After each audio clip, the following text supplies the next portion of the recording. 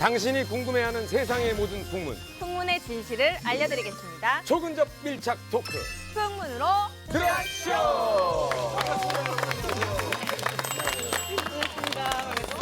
갈수록 귀엽게 한다. 다음에 나도 해야지. 은정 씨 실망이에요. 왜요? 네. 얼마 전에 풍문쇼 청문회에서 네. 남자친구 없다고 해놓고 있구만요. 최근에 건장한 남자와 동거를 했다는 기사가 왔어요. 그렇게 안 봤는데. 그리고 심지어 밤에 심심하다고 놀아달라고 애교까지 부렸다는 얘기가 있어요. 지금 되게 부리고 계세요. 술도 마시고 막. 이게 뭐 하는 짓이지? 아, 이거 어떻게 된 겁니까? 아니 제가 그거 네. 기사에 제목이 떴더라고요. 깜짝 놀랐어요. 야, 풍문쇼에 진짜 대박이다 이러면서 봤어요. 그랬더니 그 방송이든 밤요 그거. 아, 어떻게 선생님? 뭐예요 그거. 야. 근데 방송 치곤 너무 좋아하셨어요. 그러니까 막 그쵸. 음식 해준 거 막 먹고 그랬잖아요. 그때 되게 좋아하던데요. 김구라 씨가 해준 음식 먹고. 아니 뭔가 행복해하는 느낌. 의외로 안 하실 것 같은 분이 해주시니까 좀 솔직히 좀 감동이었어요. 네. 현미 씨 빨리 하세요. 남자를 이렇게 잘 이렇게 요리를 하더만요, 은정 씨. 네. 줄이? 줄이. 원래 은정이란 이름들이 좀 잘해요. 저기요. 그만하시죠. 저는 기사만 보고 정말 동거한 줄 알았어요. 맞아. 동거 기사로 나오길래. 쇼킹했어. 기사 제목만 보고 지레짐작으로 동거했구나라고 생각한 거죠. 근데 그냥 그래서 이런 게 문제예요. 한마디로 하면 은정 씨만 억울할 뻔했잖아요. 나는 심지어 함은정하고의 그 몰래 사랑 때문에 김구라가 이혼했다 이렇게까지 생각을 한 거야. 뭐야? 제목만 보면. 제목만 보면. 네, 이렇게 일부 연예인들이 사실과 전혀 다른 루머를 뒤집어 쓰고 억울해하다가 뒤늦게 사실이 밝혀지는 경우가 아주 참 많은데요. 그래서 준비한 오늘의 주제, 바로 연예인 사건 사고, 억울과 진실 사이입니다. 지금도 최순실 게이트 때문에 나라가 들썩들썩합니다. 특히 많은 사람들이 분노한 부분이 바로 최순실 씨가 재산과 권력을 이용해서 행한 갑질인데요. 네, 비단 최순실 씨뿐만 아니라 일부 연예인들 역시 갑질 논란에 휘말리는 경우가 아주 많죠. 그때 우리 기억나는 거 있잖아요. 리쌍 씨, 야 리쌍 씨, 리쌍 씨. 되게 아저씨 리쌍과 그리고 그 싸이 같은 경우에 이제 세입자들과의 갈등이 있었잖아요. 아 근데 그때 사실 많은 사람들이 보기에 진실이라는 게 어디인지 이제 좀 헤맸잖아요. 왜냐하면 처음에 보도된 건 봤을 때는 전형적인 세입자와 어쨌든 건물주 간의 갑을 관계에서 일어난 갈등이었다라고 봤었는데 오히려 또 어떤 각도에서 보니까 이건 유명인이라 가지고 오히려 이슈화가 되고 또 유명인이라서 또 재산권에 오히려 피해가 있었던 상황이 아니냐라는 그런 시각도 가능하거든요. 네. 그러니까 사실 연예인이라서 꼭 이득인 건 아니라는 걸 그때 생각하게 되더라고요. 맞아. 네, 과연 그 스타의 갑질, 어디까지가 진실인지 참 궁금한데요. 그래서 준비한 이번 풍문은 바로 스타들의 갑질 논란, 이면에 숨겨진 진실입니다. 연예인의 갑질 사건이 연예 포털 사이트에 오르내리면서 실시간 검색을 장악했었습니다. 걸크러쉬, 센 언니.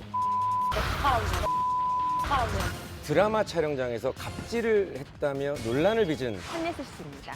예전에 했던 말과 그 뒤에 했던 말이 너무나 다른 거짓말을 한 게 아니냐. 방송인 클라라 씨입니다. 파렴치한으로 김현중 씨가 계속 몰렸다가 매번 새로운 국면으로 접어들고 있어요. 2년 동안 교제하는 동안 모두 5번의 임신을 했다. 폭행과 임신과 유산이 반복됐다. 단독으로 김현중 씨 부모님을 만나서 이야기를 들을 수가 있었습니다. 이건 너무 정말 충격적이고 이해할 수 없는 어떤 그 일들이네요. 걸크러쉬, 센 언니, 신상 마녀라는 별명이 따라다니던 이분. 얼마 전 다시 재결합한 개미 커플로 많은 사랑을 받고 있었죠. 네, 바로 가수 서인영 씨인데요. 2008년 한 프로그램에서 크라운제이 씨와 함께 가상부부로 출연을 하면서 그 시청자분들에게 많은 사랑을 받았었죠. 2016년 11월 또 8년 만에 크라운제이 씨와 가상재혼 부부로서 알콩달콩한 모습을 보여주면서 아주 많은 화제가 됐었는데요. 네, 맞아요. 그런데 가상 재혼 부부로 다시 팬들 곁에 돌아온 지 불과 2달 만이죠. 두바이로 신혼여행을 다녀온 바로 그 직후에 가상 재혼, 그 결혼 생활을 마무리하게 됩니다. 해당 프로그램 제작진이 밝힌 바에 따르면 두 사람이 두바이 여행 후에 친구로 남는 게 좋을 것 같다면서 하차 의사를 밝혔다고 공식 전한 바 있죠. 원래 헤어졌던 사람이 다시 만날 때는 좀 더 그 처음보다는 좀 더 큰 각오가 필요하거든요. 이 두 사람도 만날 때 좀 더 방송을 떠나서 서로를 진지하게 정말로 생각해 보겠다는 각오로 시작을 했거든요. 근데 신혼여행 갔다가 그게 이별 여행으로 끝이 났죠. 왜냐면은 더 이상 진지한 관계로 발전할 수 없을 거라고 판단을 했다라는 게 입장이었습니다. 제작진의 공식 입장을 밝혔으나 두 사람에 대한 많은 추측들이 난무했습니다. 그 중에 하나가 바로 크라운 제이와 서인영 씨 불화설이었습니다. 안 그래도 그 크라운 제이 씨가 그 두바이 촬영을 갔을 당시에 SNS에 사진을 올렸는데 본인의 독사진만 올렸어요. 이제 컨셉이 신혼여행이잖아요. 그러면 적어도 서인영 씨하고 찍은 사진이 같이 올라올 법도 한데 본인 사진만 올린 거죠. 그거 말고도 또 약간 의심이 갈 만한 부분이 있습니다. 왜냐하면 이 두바이 신혼여행 촬영 끝나고 돌아와서 물론 이제 논란이 생겼지만 바로 직후에 SNS 팔로워를 끊었단 말이죠. 서로. 그것도 좀 뭔가 좀 석연치 않았다. 그래서 뭔가 무슨 일이 있었을 거라는 추측을 해볼 수 있었던 겁니다. 네, 이런 와중에 서인영 씨가 SNS에 또 하나를 게시를 하면서 논란의 불씨가 또 커지는데요. 영화 섹스앤더시티를 캡처한 그 화면이었고요. 글의 내용은 서로가 없이는 살 수 없는 그런 사랑 말이야. 인생은 너무 짧아 라는 대사가 적혀 있었어요. 근데 많은 누리꾼들이 이를 보고 뭔가 대상이 있는 것 아니냐. 그 대상이라면 크라운 제이가 아닐까라고 의심을 하기 시작한 거죠. 근데 제가 알기로는 서인영 씨랑 크라운 제이 씨는 평소에 친분이 좀 두터운 걸로 알고 있는데 이거 그냥 컨셉이잖아요. 어떻게 됐든. 근데 가상 부부로 인해서 불화설이라고 하기에는 좀 섣부른 판단이 아닐까 싶은데요. 그러니까 이제 서인영 씨와 크라운 제이 씨가 늘 친했던 거는 아닌 것 같은 게 이제 서인영 씨가 그런 얘기를 했습니다. 크라운 제이 씨한테 나랑 안 볼 때도 있었잖아. 그러면서 이 서인영 씨가 오빠는 그러니까 크라운 제이 씨는 너무 사람을 쉽게 믿는다면서 보증 섰던 사람도 느낌이 안 좋다고 내가 믿지 말라고 했는데 그걸 또 그렇게 안 듣더라 하면서 서운함을 또 토로한 이런 일도 좀 있었고요. 그러니까 과거에도 뭐 이런 일이 좀 있었다는 걸 보면 이번에도 어쩌면 불화설의 가능성이 아주 없지는 않다. 이렇게 좀 볼 수 있을 것 같아요. 그런데 이렇게 불화냐 아니냐의 의견이 분분한 가운데 또 다른 하차 이유가 등장했다고요. 네, 그렇습니다. 하차 보도가 나온 지 불과 하루 만에 그 기존의 이유를 완전 뒤집는 새로운 이유가 등장을 하는데요. 바로 서인영 씨의 욕설 때문이었습니다. 그렇습니다. 그 서인영 씨 욕설 동영상으로 알려져 있는 이 짧은 영상인데 46초짜리입니다. 편집이 돼 있는 거긴 하지만 이게 지난 1월 19일 날 이제 동영상 커뮤니티에 올라오면서 화제가 됐습니다. 해당 영상을 공개한 익명의 제보자는 해당 프로그램 제작진 중 한 명이라고 주장하면서 서인영의 하차 기사가 난 후에 SNS를 통해서 마치 서인영 씨가 좀 피해자인 척, 상처받은 척 하는 게 좀 보기 싫었다, 참을 수 없었다. 그래서 내가 이것을 공개한다, 진실을 좀 밝혀야겠다라고 이 영상을 공개한다고 밝혔습니다.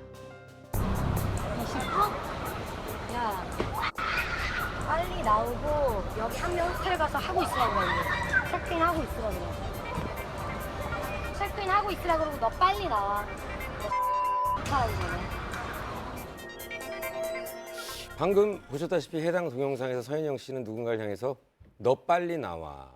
그리고 뭐 엑스발 욕을 하면서 대폭발하기 전에 XX라고 해주세요. 네, 욕설을 하는 모습이 고스란히 담겨 있습니다. 사실 저 동영상을 보면 영상으로는 정확하게 서인영 씨인지 아닌지 긴가민가해요. 사실 아니라고 그러면 목소리만 안 들린다 그러면 단정할 수가 없습니다. 근데 목소리가 정확하게 서인영 씨라고 단정을 할 수 있고요. 또 소속사에서 바로 직후에 인정을 했습니다.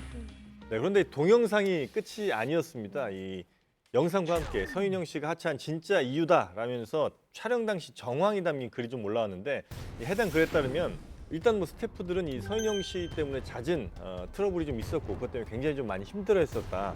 그리고 서인영 씨가 뭐 제작진에게 갑작스럽게 뭐 촬영 스케줄 변경을 뭐 요구하는 건 물론이고 촬영 당일에 서인영 씨 방 문을 열어주지 않고 안에서 아무런 대응도 하지 않아서 스태프들이 그 방문 앞에서 수시간씩 떨면서 기다렸다. 이런 얘기까지 함께 나오기도 했어요. 그리고 두바이를 향해 갔을 때 그 비행기에서의 일도 전했는데요. 일단 자신만 비즈니스 좌석을 1등석으로 바꿔달라고 요구를 했다고 하고요. 또 제작진이 마련한 그 호텔도 마음에 들지 않는다면서 고급 호텔로 바꿔달라라고 요구를 했다고 또 전해지고요. 스케줄 같은 경우에도 이미 가기 전부터 일정을 다 전해졌었고 다 알고 있는 상황이었는데 갑자기 뭐 일정이 빡빡하다면서 취소하라고 우겨서 전체적인 스케줄에도 굉장히 차질을 빚게 했다라고 주장을 했었죠. 요구도 요구지만 영상을 보니까 욕은 분명히 뭐 화가 나면 할 수 있는 게 욕이잖아요. 맞아요. 누구나 다 할 수 있는 건데 이 욕이 혼잣말로 그냥 뱉은 거냐, 정말 너 들어봐라 이렇게 뱉은 거냐에 따라 좀 다를 것 같은데 저희가 들었을 때는 그 사람한테 직접 겨냥해서 욕을 한 느낌이었거든요. 그래서 그건 좀 잘못됐지 않았나. 말씀하신 것처럼 일단 욕이란 것은 들리는 사람 모두에게 하는 것이라고 생각을 하거든요. 그렇기 때문에 그런 해명은 좀 적절하지 아니, 그러니까 못했다라는 생각이 들어요. 욕이라는 게 혼자 어떤 분통을 사귀다가 어디다 한 건 모르겠는데 갈등 상황이 있었고 그 다음에 욕을 하게 되면은 그렇죠. 누구나 내 얘기구나 하고 생각할 수밖에 없는 상황이 되는 어쨌든 거죠. 얘기를 요구사항을 전하는 중에 욕이 섞였기 때문에 그것은 대상이 없다고 보기는 어려워요. 그 영상 자체를 보면 이게 조작인지 아니면 영상을 일부 편집한 건지를 보면 알아요. 물론 이 부분은 여러 번 반복해서 그 부분 핵심만을 강조를 했지만 근데 이 경우에는 절대 빠져나갈 수 없을 만큼 핵심 부분을 그대로 보여준 거고 이게 또 스태프가 이 그 전후 사정에 대해서 충분히 설명을 했단 말이죠. 예를 들면 뭐 호텔에 들어갔을 때 문을 열어주지 않았다든지 뭐 여러 가지 많이 있잖아요. 그럴 때 그걸 다 같이 그 보완이 돼서 공개가 됐기 때문에 이 부분에 대해서는 입이 열 개라도 말하기 좀 어렵다 저는 그렇게 봅니다. 네. 진짜 욕하고 싶으면 차 문 열고 들어가서 매니저한테 막 욕한다든가 뭐 그럴 수는 있어요. 하지만 모두가 있는 데서 한다는 건 내가 지금 화났으니까 니들 모두 다 들어라는 것밖에 안 돼요. 진짜 근데 그런 생각이 있을 수도 있잖아요. 여우는 아니라고 생각할 수도 맞아요. 있지 않나요? 저도 그렇게 그러니까 생각해요. 약간 저는 지금 분위기가 살짝 무섭기도 한 게 사람 살다 보면 별일이 다 있을 수 있고 별의별 반응 다 보였을 수 있고 자기도 후회스러운 상황이 있을 수 있는데 마치 한 사람을 완전히 난도질하는 것이 약간 우리의 목적이 되어서는 안 된다고 생각하는데 댓글들이 다 그렇더라도 우리는 좀 다른 이야기를 하면 좋겠다. 아니 이런 느낌이에요. 얼굴이 알려지고 어떤 프로그램을 간 거지 그 사람이 그냥 단순히 관광 가서 욕한 게 아니란 말이에요. 그건 당연히 알죠. 그렇죠. 그러니까 그런 상황에서 책임감 없이 길거리에서 모두가 보는데 혹시 만약에 한국 사람들이 봤다고 쳐봐요. 어떻게 생각하겠어요? 미성숙했다. 미성숙한 건 맞는데 그 지점에 대해서 너무 동의하고 그러지 말았어야 한다고 생각하는 저는 옹호를 하는 게 아니라 그냥 이거는 나쁜 행동이야. 이거에 대해서는 당연히 동의를 하고 그 다음 이야기를 하면 좋겠다는 생각을 개인적으로 한다는 말씀입니다. 이 동영상이 또 언제 찍혔냐도 사실 궁금하긴 했습니다. 이 동영상, 이 욕설이 나오는 이 동영상은 이제 12월 31일 날에서 새해로 넘어가는 그 시점에서 심야에 찍힌 걸로 이렇게 됐고요. 그날 당일날 촬영 끝내고 크라운 제이하고 서인영 그리고 스태프가 같이 두 팀으로 나눠서 호텔로 들어가는 과정에서 찍힌 그 장면입니다. 네, 그런데 두바이 도로가 좀 통제가 됐나 봐요. 그래서 서인영 씨가 있던 그룹이 그 다른 쪽으로 좀 가게 되고 그러면서 좀 기다리는 시간들이 좀 있었나 봐요. 그러니까 왜 나한테 이런 대접을 하느냐라면서 이렇게 화를 냈다고 합니다. 이제 1시간 정도 지나서 스태프들이랑 뭐 이렇게 쭉 다 같이 모이게 됐는데 서인영 씨가 아주 엄청나게 심한 욕을 했다는 거죠. 글에 따르면 이제 이런 건데 극한 직업이었어요. 메인 작가가 완전 극한 직업인 것 같은데 메인 작가를 향해서 정말 입에 담기 힘든 욕들 뭐 아까 나왔던 동영상에 나왔던 비롯해서 그런 경우가 있나 뭐 이런 뭐 알아서 그래 알았지 해주겠죠 뭐. 어쨌건 거기 나온 거에 따르면 이게 언니 잘못이면 이건 죽을 죄를 진 거야 라는 식으로 메인 작가에게 했다고 하니까 뭐 힘들었겠죠. 그 메인 작가에 또 그거 나왔거든요. 뭐 아이가 있고 나이가 있는 분인데 이렇게 됐다라는 게 있어서 좀 더 감정적으로 더 몰입을 하게 됐던 것 같고 그 뒤로 호텔로 들어가서 문을 잠그고 촬영에 응하지 않았다. 그리고 나중에 사비로 갑작스럽게 매니저가 귀국을 결정했다라는 게 이제 거기까지 나왔던 거였죠. 그런데 귀국을 하는데 매니저만 데리고 오고 같이 갔던 본인의 스텝이죠. 헤어 담당, 메이커 담당은 현지에 두고 옵니다. 네. 알아서 오라고요? 이 코디 부대 헤어 메이크업 담당하시는 분의 엄마 아빠가 얼마나 속상하셨을까라는 생각이 들더라고요. 바로. 가족들. 저는 솔직히 이제 다른 쪽으로 좀 생각을 해봤어요. 일단 서인영 씨가 혼자 그리고 매니저만 동석을 한 상태로 사비로 들어왔다고 했잖아요.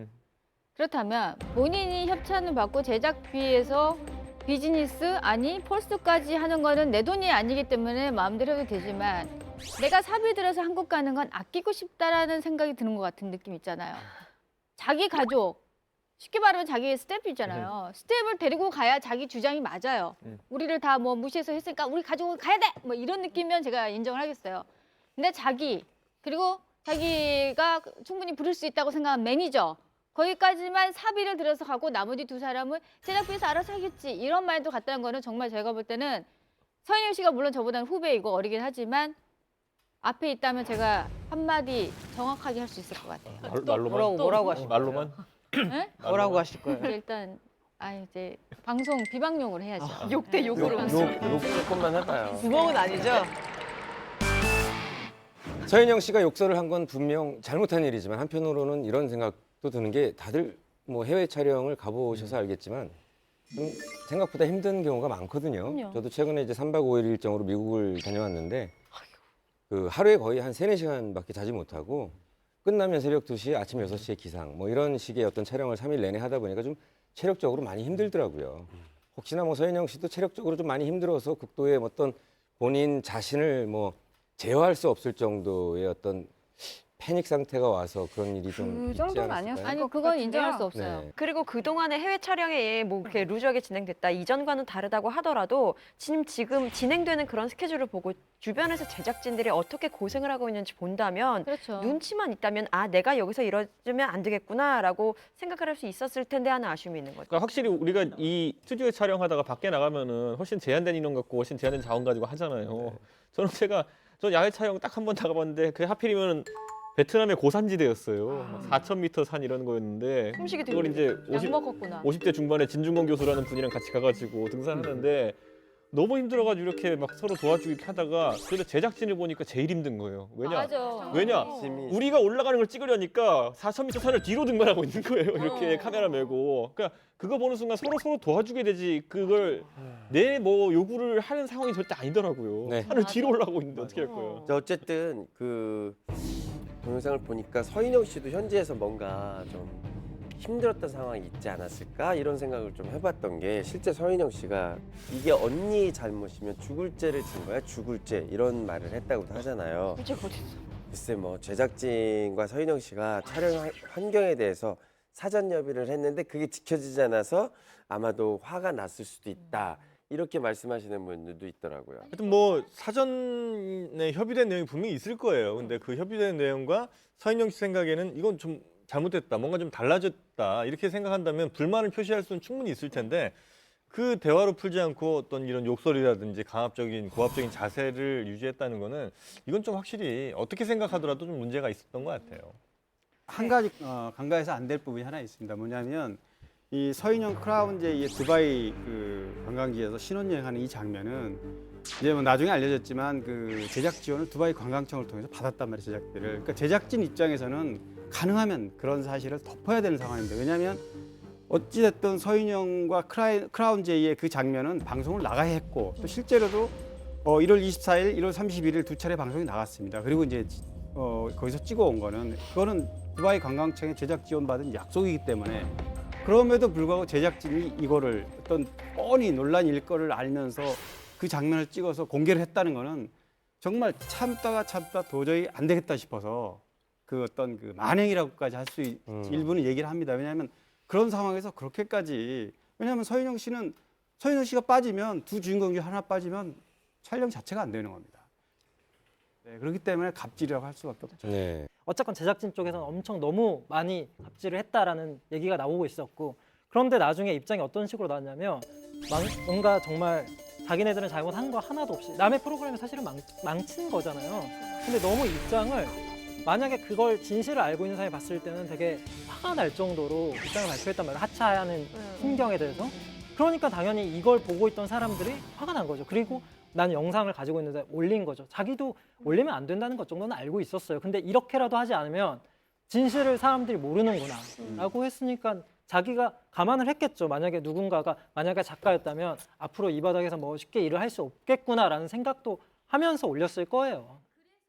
서인영 씨가 근데 이 사건 이전에도 좀 인성에 대해서 좀 논란이 있었어요. 어떤 사람은 좀 착하다. 뭐 이런 사람도 있었고 좀 버릇이 없다 이런 얘기가 있었거든요. 그 이제 대표적인 사건이 아마도 그 나르샤 씨 관련된 사건이 아닌가 싶은데 그러니까 나르샤 씨가 아마 서인영 씨보다 나이가 조금 더 많을 거예요. 조금 더 많은데 나르샤 씨한테 계속해서 이제 반말을 서인영 씨가 했단 말이죠.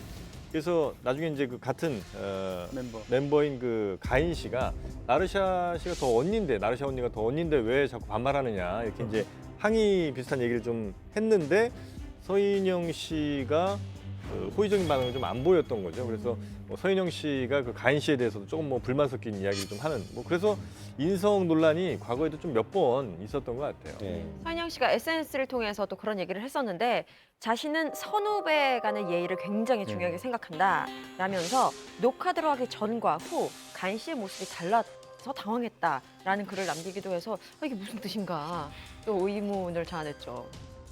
저희 패널 분들 중에서 서인영 씨와 함께 방송을 한 분이 계시죠. 박정원 작가님이 아마 같이 일을 했었던 걸로 알고 있는데 어떤 기억을 갖고 계시나요? 아니 저 뭐 오래 한 게 아니라 그냥 한두 해 이제 토크쇼에 패널 옆자리에 있었는데요. 그때 이제 방송 때 저한테 그런 질문을 하시는 거예요. 박정원 씨 그 많은 연애 칼럼들은 상상을 해서 쓰시는 건가요? 아니면 직접 남자를 만나고 쓰시는 건가요? 이렇게 묻는데 사실 제 커리어를 좀 조금이라도 알았다면 상상이라는 단어를 그 자리에 쓰는 것 자체가 저는 되게 무례하다는 생각은 했거든요. 근데 이제 그게 약간 뭐 이렇게 직격탄 날리고 뭐 이런 것처럼 비춰져서 저는 제 생각에는 그러니까 서인영 씨한테 그런 캐릭터가 붙여졌잖아요. 센 언니, 직설적이고 할 말은 다 하는 언니 이런 이제 캐릭터가 붙으니까 자신도 모르게 혹은 자신의 인성이 합쳐져서 점점 더 센 멘트, 점점 더 무례하게도 비춰질 수 있는 멘트, 점점 더 아나무인적인 태도, 더 많이 요구하는 것들 이런 게 좀 더 추가되다 보니 그 선을 넘겼을 때 결국 가장 먼저 돌아서는 것도 대중이 아니었나 하는 생각이 뭐 지금 와선 듭니다. 근데 저는 사실 그래도 가수 출신 여자들 중에서 센 친구들만 제작을 했거나 아니면 회사 소속으로 함께 했었는데 매우 셌었죠. 디바 아이들이라든지 사실은 뭐 여자 그룹 중에서 디바 아이들이 가장 좀 셌어요. 여자 가수들 중에서는 싸워도 진짜 주먹 싸움을 하고 말로만 하지 않고 뭐. 정말 이 친구들은 정말 말 그대로 후배들이 인사하면 막 따끔하게 얘기를 하고 또 후배가 선배 자기가 아닌 선배들한테 인사하면 또 가서 또 혼내서 선배들한테 인사하라 그러고 뭐 그래서 기존 지금 얘기했던 것과 좀 다른 얘기를 하는 분들도 있어요. 뭐 장나라 씨 같은 경우에는 이전에 뭐 서희정 씨에 대한 글을 한번 올린 적이 있어요. 본인이 유기견에 대한 얘기를 좀 서희정 씨한테 했는데 서희정 씨가 며칠째 굉장히 좀 마음써하고 좀 걔를 어떻게 챙겨줄까라고 고민을 굉장히 많이 했다고 해요. 그래서 결국은 그 유기견은 서희정 씨가 입양했다. 내가 볼 때는 참 한없이 여리고 착한 사람이다라고 뭐 좀 칭찬을 본인 SNS에 올린 적이 있다고 합니다.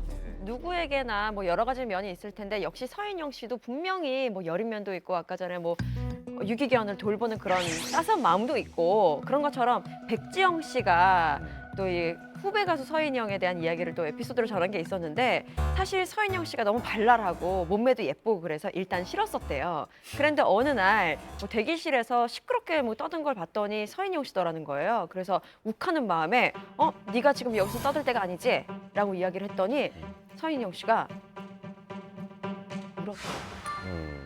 센 언니 앞에서 약간 여린 면이 없지 게 않은 거예요. 네. 사실 저도 서인영 씨랑 촬영을 한번 해본 적이 있어요. 근데 좀 까칠하긴 하더라고요. 이렇게 사진 찍을 때 굉장히 까칠하고 근데 또 인터뷰에 들어가니까 제가 만난 그 어떤 연예인보다 솔직하고 정말 담백하게 본인의 생각과 본인의 라이프 스타일을 또 얘기하더라고요. 그런 걸 보면서 저는 또 좀 이 친구가 호불호가 좀 갈리겠다라는 생각이 좀 들었거든요. 저는 나쁘지 않았거든요. 전 그 말에 동의 못 하겠어요. 왜요? 오늘 뭐 청한한 일 있으세요? 왜냐면 서인영 씨를 예전에 제가 이제 만난 적이 있어요. 사실은 뭔가 있었군요. 만난 적이 사건이 있는데 있었네. 그 공간 안에 여러 명의 여자 연예인이 있었는데 서인영 씨가 아무에게도 인사를 안 했어요. 반면 서인영 씨 또래의 다른 여 가수는 모르는 사람이어도 인사를 하는 걸 하더라고요. 너무 극명하게. 그래서 제가 가까이 한번 이렇게 옆에 있어봤어요 일부러. 그리고 눈도 한번 마주보고 했는데 끝까지 안 하더라고요. 어머, 끝까지 안 해요? 끝까지 안 왜 했어요. 안 하는 거예요? 김가연 씨하고는 나이 차이가 많이 나지 않나요? 아주 많이 나죠. 거의 이모뻘 아닌가요? 아니 뭐 근데 김가연 씨가 너무 동안이어서 수습이 안 돼. 자, 심지어 수습이 안 되네요. 네. 그러니까 이제 그 우리가 조금 화가 나는 거는 만약에 서인영 씨가 광고주들 앞에서 이런 욕설을 했으면 우리는 그렇게 화나지 않을 거예요. 근데 서인영 씨보다 훨씬 더 약자인 사람들, 이 일이 아니면 바로 또 다른 일을 구하러 어딘가로 또 가야 될 사람들에게 이런 행동을 했기 때문에 우리가 좀 화가 나는 부분이 하나가 있는 거고, 그다음에 이제 서인영 씨가 이 부분에 대해서 뭐 혼잣말이다 혹은 뭐 뭔가 해명할 무엇인가가 있다라고 했으면 아마 SNS에서 또 바로 워낙 SNS를 활용을 잘하니까 또 반박을 했을 텐데 바로 SNS 계정을 또 폐쇄했단 말이죠. 어느 정도 자신의 잘못이 있다는 점을 본인도 자각을 좀 했던 것 같아요. 24시간 365일 나쁘지 않은 사람일 거예요, 서인영 씨도. 물론 나쁜 짓을 했지만 이 사람을 완전히 다 매도시키는 쪽으로 사건이 흘러가는 것에 대해서는 저는 그것에 대해서는 우려를 표하는 거죠. 물론 뭐 뉘우치고 있겠지만 그것과는 별도로. 우리도 사실은 그 부분만 얘기를 하는 건데 그렇죠. 그 부분 어느 자체가 순간 사람 뭐 자체를 많은 너무 얘기를 하게끔 좋아하니까. 만들 만큼의 어떤 큰 뭐 동요를 일으키긴 하네요. 그 근데 나를 서인영 씨 측에서 어쨌든 이번 일에 대해서 입장 표명을 하면 끝날 일입니다. 입장 표명이 좀 있었나요? 있었죠. 표명을 해야 되는 상황이었고 그래서 했어요. 이번 뭐 온라인에 이제 익명으로 게재된 글과 관련해서는 저희 측 불찰이 맞다. 그리고 현지에서 문제가 있었다라고 조금 잘못을 인정하는 입장을 발표했습니다.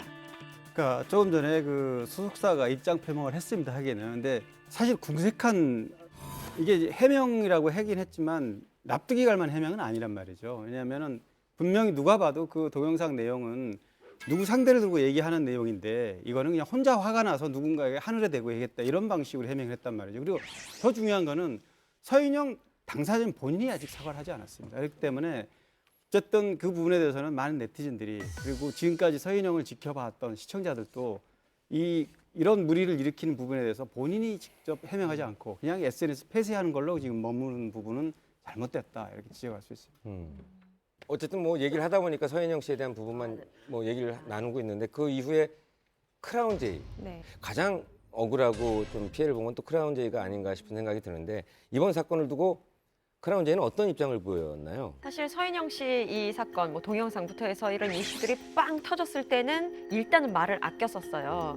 일단 말을 아끼고 함구를 하고 있다가 얼마 되지 않아서 SNS를 통해서 자신의 입장을 좀 길게 밝혔었죠. 엄청 길었어요. 크라운 제이가 SNS에 그 두 사람의 뒷모습을 올리면서 촬영을 끝으로 어쨌건 하차하는 건 맞다라는 입장을 냈고 무슨 일이 정확히 있었는지 많이 궁금하겠지만 죄는 미워해도 사람을 미워하지 말라는 성경 안의 말처럼 기자님분들과 악플러들께 연예인이 아닌 누구나 누릴 자격이 있는 한 여자로서의 품위를 생각해 주셔서 쉽게 던진 말에 상처가 될 말들과 악플들을 다시 한번 더 깊게 생각해 주시기를 정중히 부탁드립니다. 문장 하나가 엄청 기네. 라면서 했는데 사실 이거 같은 경우에는 크라운제 씨도 예전에 이제 비슷한 많은 악플 공격을 받았던 적이 억울했던 적이 있으니까 그거에 대해서 아마 공감의 표현을 서인영 씨를 감싸는 듯한 말을 했던 것 같아요. 네. 뭐 크라운 제이 씨가 이제 이렇게 글을 밝힌 거를 보면 이건 그냥 정답을 썼다고 봐요. 만약에 이 상황에서 서인영은 죄가 없다, 잘못 없다라고 했으면 본인이 아마 엄청난 융단 폭격을 받았을 거고 혹은 서인영은 정말 뭐 싸가지 없는 사람이 맞다 이렇게 써도 역시 마찬가지로 욕을 먹었을 거란 말이에요. 그래서 이 정도 딱 표현한 게 뭐 특별히 뭘 보호하거나 혹은 뭐 누굴 비판하기 위해 쓴 게 아니고 본인이 쓸 수 있는 가장 정답을 쓴 게 이 SNS 글인 것 같아요. 네. 사실 주변에서는 이제 크라운 제이도 참 오랜만에 다시 컴백을 했는데 참 이번 기회가 좋은 기회일 수 있었는데 복이 없다 이런 얘기 네. 좀 하기도 하고요. 정말 바람이 있다면 왜 우리 연예인들이 처음에 연예인이 되고 싶고 가수가 되고 싶고 막 성공하고 싶고 그 열정이 있지 않습니까? 그 열정들이 뭐 저도 물론 마찬가지지만 오래 방송 생활을 하다 보면 인기를 많이 얻다 보면 이게 얼마나 소중한지 잘 모르고 지낼 때가 많이 있는 것 같아요. 저는 그것만큼이나 옆에 있는 사람들에 대한 소중함, 그러니까 옆에 같이 있는 일을 할 때 내 네. 아랫사람이 아니라 나랑 음. 같은 급의 사람이고 같은 사람이라는 걸 네. 까먹으면 이런 사태가 발생하는 것 같아서. 참으로 이번 일은 여러모로 아쉽고 참 안타까운 부분이 없지 않나 싶습니다.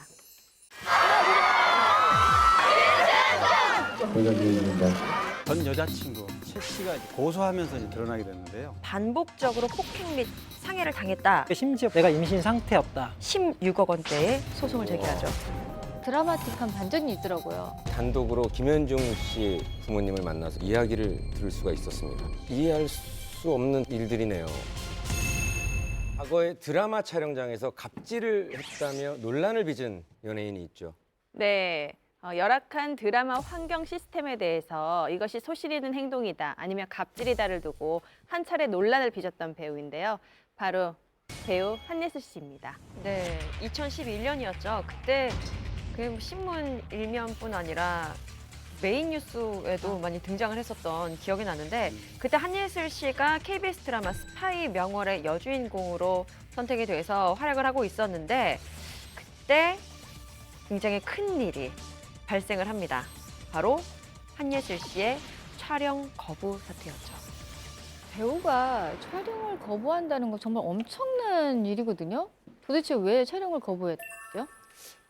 한예슬 씨 사건은 당시 굉장히 핫했습니다. 그때가 2011년 여름 한여름 저 기억하는데 왜냐하면 한예슬 씨가 이 드라마 그 촬영이 무려 9시간 늦게 촬영장에 등장하게 되면서 이제 의아하게 생각했는데 아침 6시 반에 촬영이 잡힌 게 오후 3시 반에 나타났단 말이죠. 그리고 나서 해명한 게 뭐냐면 늦잠을 자서 좀 지각을 했다. 근데 참 지각한 것 치고는 너무 오랫동안 뭔가 석연치 않은 일이 있었다. 그리고 사건도 또 여기서 끝나는 것도 아닙니다. 네. 다음 날 한예슬 씨가 그 해당 그 제작 PD 연출을 맡은 황인혁 PD와 이제 언쟁을 벌이게 되는데 언쟁 끝에 결국 한예슬 씨가 이제 촬영을 안 하겠다. 이게 이제 촬영 거부를 얘기하면서 분위기가 굉장히 냉랭해졌었죠. 더 큰 문제는 그 이후에 발생을 하는데요. 한예슬 씨가 예정됐던 촬영 현장에 나타나질 않습니다. 이 때문에 촬영이 거의 몰스톱 될 수밖에 없죠. 여주인공이 없으니까요. 근데 한예슬 씨가 촬영을 거부한 것은 아닐까라는 의심들이 제작진들과 모든 사람들 사이에서 일어나기 시작했고 하지만 소속사에서는 그냥 몸이 안 좋아서 오전 촬영을 못했을 뿐이다. 오후 촬영에는 참여를 한다라고 이야기를 했었어요. 그런데 그날 오후에도 나타나지 않았고 그리고 다음 날에도 나는 나타나지 않을 것이다라고 또 전달을 합니다. 그러니까 뭐 어쨌든 여주인공이 참석을 안 하겠다는데 드라마는 어떻게 됩니까? 스케줄이 전면 취소가 됩니다. 정말 초유의 사태였죠. 드라마 관계자가 당시 상황을 이제 설명을 할 때 그때 그 방송이 예정돼 있던 11회 분량입니다. 11회 분량은 50% 촬영이 된 상태에서 이제 완전히 중단이 돼서 결국엔 방송이 되질 않았습니다. 이후에 한예슬 씨는 부모님이 계신 LA로 출국했다라는 소식이 전해집니다. 때문에 많은 사람들은 이거 드라마 그냥 종영하는 거 아니냐라고 걱정을 하기 시작했죠. 근데 제작진이 이렇게 밝히는데 회의 끝에 이러한 결정을 내리는데 스파이 명월의 여주인공을 한예슬에서 다른 배우로 교체하는 쪽으로 가닥을 잡았다라고 발표를 합니다. 근데 드라마 여주인공이 그 촬영을 거부하는 일은 흔하지 않는 일이거든요. 그럼요. 근데 분명히 무슨 이유가 있었을 것 같은데요. 우리 한은정 씨는 촬영하다가 조금 힘들어서 거부한 적이 있어요? 저는 의외로 또 겁이 많아서 뭐 그런 적은 없고요. 네. 뒤에서 욕하는. 차문 닫고. 특히나 뭐 그냥 여주인공도 아니고 드라마 제목이 스파이 명월이잖아요. 롤 타이틀이에요. 그렇죠. 롤. 한예슬 씨가 원톱 주연이라고도 볼 수 있는 이런 드라마인데 방송 관계자들이 밝힌 바에 따르면 해당 그 PD를 바꿔달라, 교체를 해달라 이렇게 요구를 했다는 거죠. 아마 이런 일도 거의 사상 초유의 일인 것 같은데 아무래도 뭐 연출 PD와 마찰을 빚은 이후에 뭐 계속 이야기 어렵다 이런 판단을 좀 한예슬 씨는 내렸던 것 같고요. 그 KBS에서는 또 결국 이제 스파이 명월의 제작진은 혹은 그 KBS 안에서는 감독 교체는 좀 어려운 일이다, 말도 안 되는 일이다 이렇게 하면서 한예슬 씨 요구를 이제 받지 않는 걸로 결론이 좀 났고요. 근데 드라마 주인공을 맡는다는 거는 물론 분량도 뭐 주인공이겠지만 그 드라마에서 어떤 책임감을 많이 가져야 되는 게 저는 주인공이라고 생각하거든요. 그래서 많은 거를 좀 이렇게 넓게 바라보고 좀 많은 걸 끌어안아야 되는데 한예슬 씨가 그런 면에서는 좀 부족하지 않나 저는 그런 생각이 그러니까 사실은 뭐 정말 그 주인공에 대한 책임감을 너무 크게 가져서 촬영이 아닌 시간에도 주인공처럼 다니는 게 좀 불편한 정도의 연기자들은 본 적이 있지만 그렇죠. 이게 정말 뭐 진짜 본인이 싫다고 PD와 다퉜다고 연출진 교체를 해달라고 일방적으로 네. 촬영을 거부하는 사태를 글쎄요. 여러분들은 어떻게 생각하십니까? 드라마 촬영 현장에서 그 여주인공이 좀 부당한 대우를 받았거나 자존심 상한 일이 있다면 어필할 수 있습니다. 충분히. 그런데 한예슬 씨 같은 경우에 완톱이나 마찬가지이기 때문에 한예슬 씨가 빠지면 무조건 드라마가 무산이 되는 겁니다. 주인공을 바꿔서 하기는 좀 곤란한 상황. 그러니까 어떻게 보면 한예슬 씨는 내가 없으면 네가 하나 보자 이런 마음 자세로 만약에 스타 갑질했다면 비난을 받아 마땅한 거고요. 그리고 또 그거를 이 일을 다 벌려놓고 미국으로 훌쩍 떠나버렸던 문제도 당시에 굉장히 큰 문제로 지적이 됐습니다. 뭐 최대한 양보해서 100번 양보해서 이해까지는 할 수 있을 것 같은데 출국을 했다는 거는 그 드라마 망치자는 얘기 외에는 정말 무책임한 행동 아닌가 싶어요. 그러니까 정말 촬영 거부해서 그 이후에 그럼 우리 앞으로 어떻게 하자는 얘기를 앞으로 뭐 촬영 중단하고 PD랑 한번 해보자 이럴 수는 있을 것 같아요. 근데 그게 아니라 그냥 출국을 해버린다는 건 너무나 무책임한 행동이라고 봅니다. 제가 만약에 저 풍문 못 하겠어요. PD 바꾸지 않은 이상 풍문 못 하겠어요. 나가. 이럴 거야. 분명히 이럴 거야. 그러다가 이 자리에 앉히려면 안 와. 이럴 거예요. 저를 대체할 인물이 분명히 있을 거예요. 근데 한예슬 씨 생각 괜히 나로 예를 들었어. 그렇다고 네가 나를 할 남는 수가 게 없잖아. 없어. 어찌됐든 한예슬 씨도 비슷한 입장이었을 거예요. 아마 제가 저 나갈 테니까 피디님 바꾸고 나서 연락해라. 이러면 한예슬 씨를 대체할 인물이 없으니까 당연히 PD를 교체하겠거니 하고 생각하고 최후에 그런 행동을 하지 않았나 싶은데 제작진이 여기서 그러면 주인공을 바꾸겠다로 나왔잖아요. 저는 이거 딱 보는 순간 와 한예슬 씨가 진짜 큰 잘못을 했나 보다라는 생각밖에 안 들었거든요.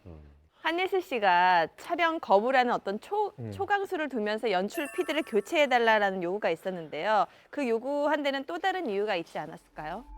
네, 맞습니다. 일단 한예슬 씨가 PD를 교체해달라라고 요구한 가장 큰 이유는 바로 열악한 제작 환경 때문이었다고 전해져요. 일단 실제 그 한예슬 씨의 스타일리스트로 알려진 어떤 한 분이 이 사건이 벌어지면서 SNS를 통해서 자신의 입장에서 바라본 이번 사태에 대한 이야기를 올린 적이 있었는데요. 일단 가장 그 비난을 받았던 9시간 지각 사태 이 부분에 대해서는 당시 한예슬 씨가 무려 2주간을 밤을 새워서 촬영에 임했었던 때라고 해요. 그래서 그걸 모두 다 소화를 하고 난 다음에 거의 뭐 기어가듯 집에 도착을 해서 걸을 힘이 없어서 그냥 도착하자마자 소파에 기대서 잠들었는데 바로 그대로 뭐 기절한 상태가 되어버렸다.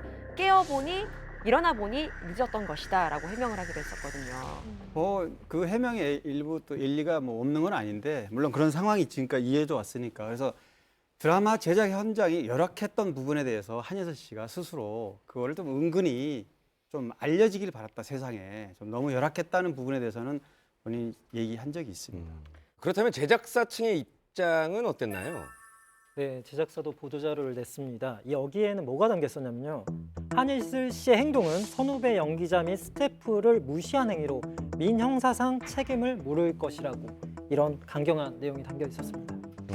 아니 근데 뭐 사실 드라마를 찍는 데 있어서 물론 주인공이 가장 돋보이긴 하지만은 가장 힘든 사람은 아닐 것 같거든요. 생각에는 분명히 더 힘든 사람들이 있을 텐데 너무 이렇게 촬영 거부해가지고 더 많은 사람 힘들게 해야 됐는지에 대해 가지고는 아쉬움이 듭니다. 예, 항상 뭐 말씀을 드리는 거지만 우리도 오늘 아침에 11시에 모였잖아요. 뭐 12시에 모였잖아요.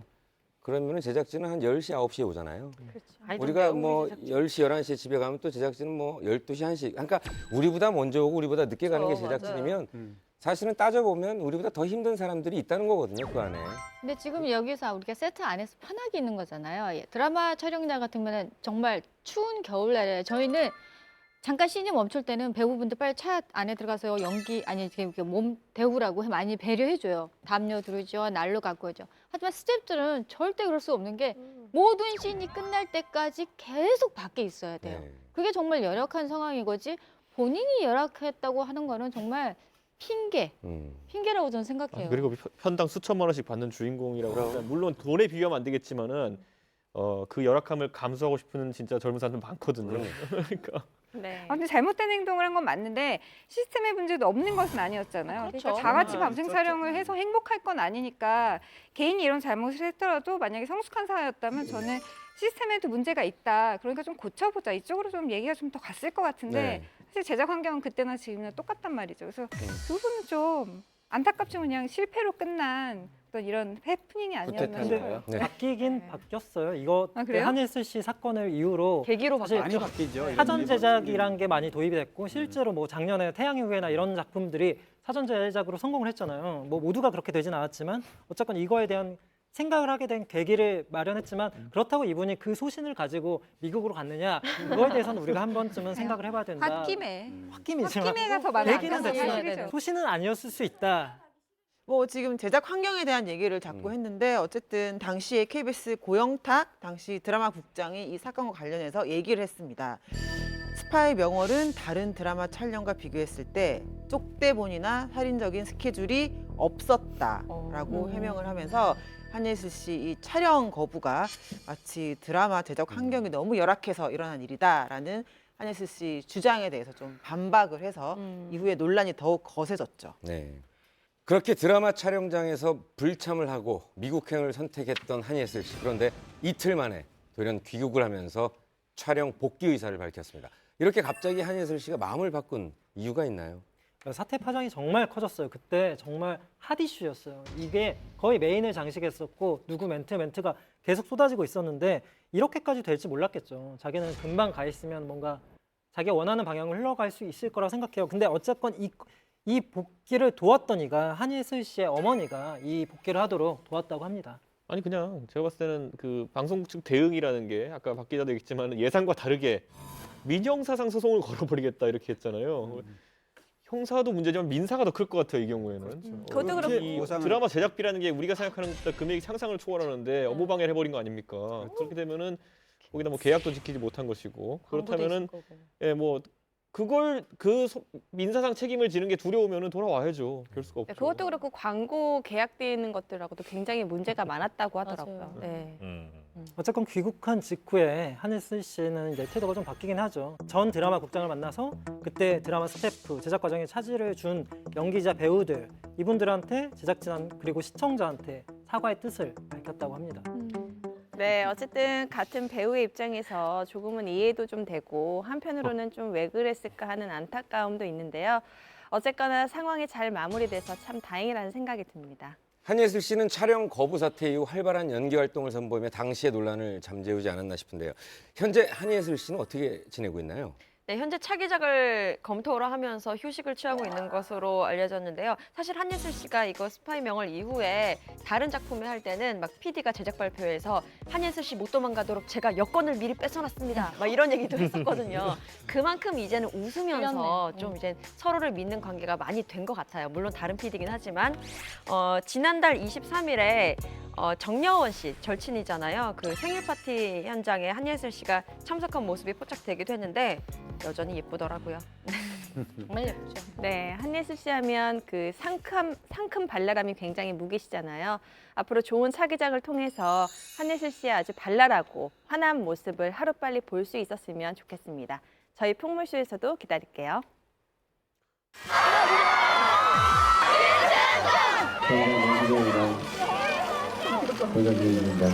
전 여자친구 최 씨가 이제 고소하면서 이제 드러나게 됐는데요. 반복적으로 폭행 및 상해를 당했다. 심지어 내가 임신 상태였다. 16억 원대의 소송을 제기하죠. 그 뒷이야기가 되게 궁금했었는데 드라마틱한 반전이 있더라고요. 단독으로 김현중 씨 부모님을 만나서 이야기를 들을 수가 있었습니다.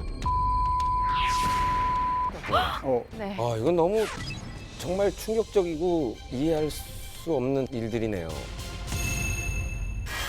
한순간에 천국과 지옥을 오갔다는 말이 있습니다. 보통 죽을 뻔한 고비에서 살았을 때, 엄청난 위기에서 벗어났을 때 이런 이야기를 하는데요.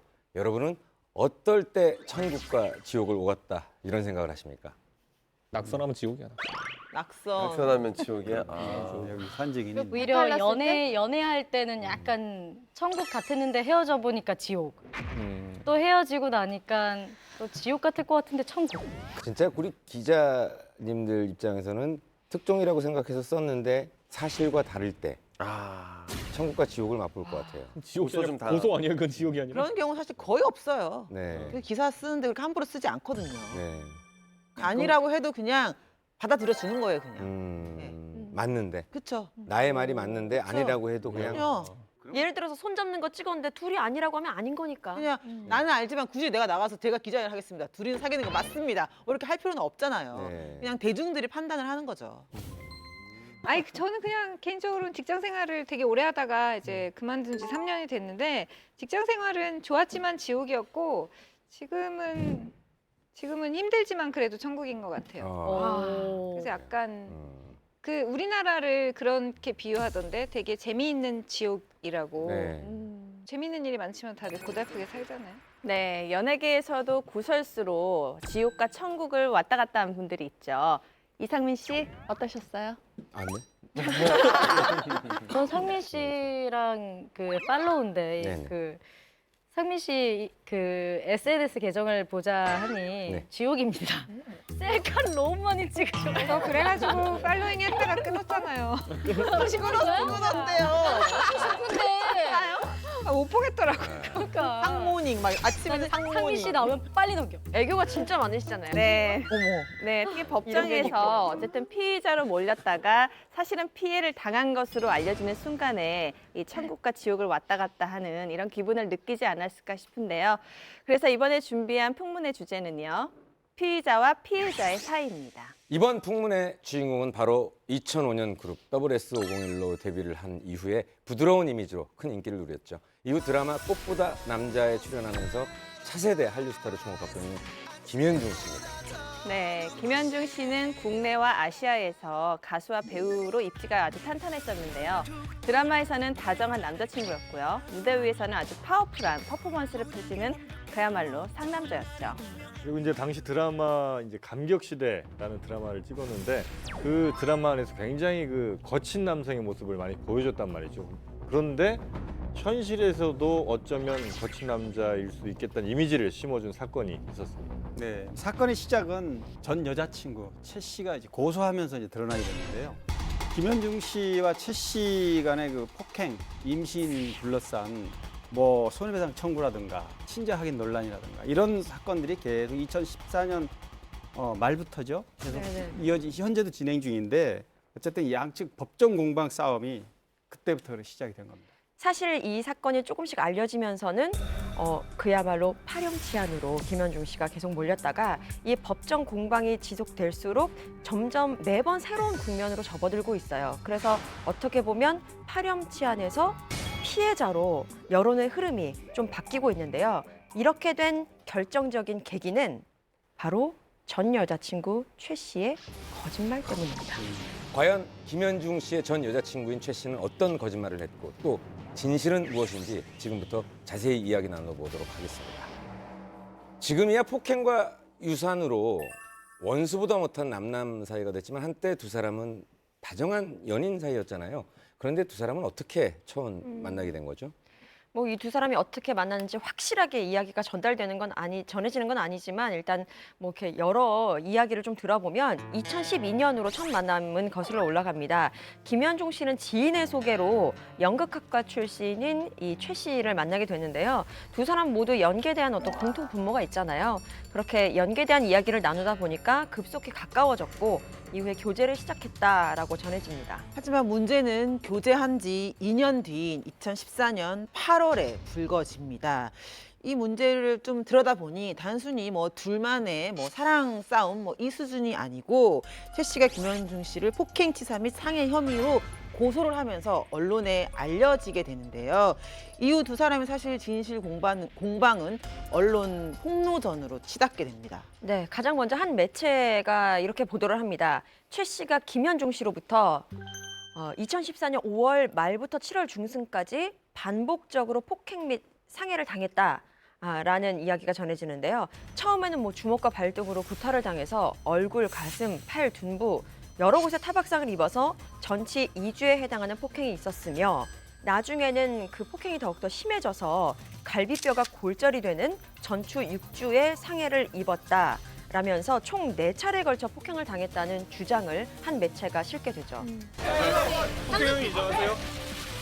네, 심정 한 말씀만 말씀해주세요. 네, 조서 성실 임하겠습니다. 혐의 중 인정하시는 부분이 있나요? 그런데 이후에 경찰이 조사한 바에 따르면 그 조사에서 김현중 씨는 인정을 합니다. 전치 2주 상처를 낸 폭행 혐의에 대해서는 인정을 합니다. 그런데 상습 폭행이라든가 6주에 해당하는 갈비뼈 골절은 뭐 옆구리 조르기 장난으로 벌어진 해프닝이었다. 이런 정도로 해명을 합니다. 사실 뭐 폭행 여부와 횟수와 관련된 것은 상당히 주장이 좀 엇갈리면서 평행선을 달리게 되는데 이제 결국 김현중 씨가 좀 손을 내밀게 됩니다. 그 화해를 하기 위해서 사과문을 작성하고 갈등을 좀 풀려고 노력을 했었는데요. 최 씨의 집에 직접 찾아가서 좀 화해를 하자, 풀자라고 좀 호소를 했던 것 같고 뭐 그래서 일정 부분 실제로 오해가 풀렸다고 합니다. 그 이후에도 이제 김현중 씨가 공식 홈페이지인 현중닷컴 여기를 통해서 사과문을 또 발표를 했는데 그 사과문을 통해서 지난 2년 동안 서로 믿고 사랑했던 사람에게 정신적 또 육체적으로 피해를 줘서 너무나 미안하다. 이제 또 팬들에게도 굉장히 죄송하다 이런 사과문을 올리면서 거듭 이 사과의 뜻을 밝히긴 했었습니다. 그리고 12월에 두 사람을 이제 검찰에서 부르게 됐죠. 최 씨하고 김현중 씨를 불러가지고 대질신문까지 벌여서 폭행치상 혐의를 인정합니다. 그래서 약식 기소로 500만 원에 약식 기소를 했고 다만 최초 폭행 전치 2주의 부분에 대해서는 고소를 취하했기 때문에 그 부분에 대해서는 고소 취하로 무혐의로 종결이 됩니다. 그런데 폭행 논란으로 소송까지 하며 전쟁을 치른 두 사람이 재결합을 했다는 소식이 들렸던 거로 기억을 합니다. 네, 역시 한 매체가 이러한 보도를 하는데요. 2014년 11월에 전 여자친구였던 그 최 씨의 생일에 맞춰서 김현중 씨가 준비한 서프라이즈 이벤트가 결정적으로 재결합의 원인이 되었다라는 기사를 실는데요. 일단 그 최 씨의 주장은 이렇습니다. 생일이었어요. 제주도에서 선물이 왔어요. 꽃이랑 케이크였어요. 그때 제 마음이 다시 녹은 것 같아요. 현중이를 다시 사랑할 수 있을 거란 생각이 들었어요. 라고 심경을 밝혔는데 물론 이 부분에 대해서 김현중 씨의 주장은 또 다릅니다. 이후 김현중 씨와 최 씨는 크리스마스 이브날 함께 제주도로 2박 3일로 여행을 갔다고 해요. 그래서 뭐 여행 갔다고 하니까 서로 다시 연인으로 발전한 게 아닌가, 재결합을 한 게 아닌가 이런 얘기들이 좀 있었죠. 그렇게 다시 연인 사이로 발전한 줄 알았던 두 사람이었는데 또 한 번 충격적인 일이 있었죠. 당시에 김현중 씨가 일본에서 굉장히 활발하게 활동을 하고 있었고 일본 팬 미팅도 굉장히 성황리에 마쳤을 때 정말로 그야말로 핵폭탄급 소식이 전해옵니다. 바로 두 사람의 결별설과 동시에 임신설이 보도됩니다. 이제 2015년 2월 중순에 한 월간지에서 보도가 됐는데요. 두 사람 사이에 아이가 생겨 전 여자친구 최 씨가 임신 10일주에 접어들었고 두 사람이 결혼을 하는 게 아닌가, 이제 아이까지 낳고 그 전에 재결합 보도가 있었기 때문에 결혼을 하는 게 아닌가 이런 추측 보도가 있었죠. 이때 모두가 정말 궁금했었어요. 이 다음에 어떤 게 사실일까, 어떤 입장이 나올까. 입장이 나왔는데 정말 또 엄청난 사실들이 드러납니다. 정말로 다시 만났을 때 최 씨와 다시 만난 건 사실이고 그때 이제 연인 관계가 됐다가 다시 연말에 헤어졌어요. 그러니까 2014년도 연말에는 헤어진 거죠. 헤어진 다음에 2015년 1월에 그 전 여친 최 씨가 임신 사실을 알려왔다고 이렇게 얘기를 합니다. 그러니까 다시 만났다가 헤어졌다가 임신 소식을 들은 거죠. 지금 무슨 드라마의 시나리오를 저희가 돌아가면서 읽어주는 것 같은 느낌이 드네요. 지금 뭐 워낙에 사실은 여러 일들이 있었고 계속 드라마 맞습니다. 막장 드라마가 기사화되면서 진행되고 있는 거죠. 네. 많은 댓글이 정말 막장 드라마 이상의 영화를 보는 것 같다라는 댓글들이 있었던 것만큼 참 정말 여러 일들이 있었네요. 이게 다시 만나서 제주도에서 뭐 2박 3일로 여행을 떠나고 이런 부분에 있어서 사실 둘이 어떻게 그런 갈등을 맺었는데 어떻게 다시 만나라고 의아할 수 있잖아요.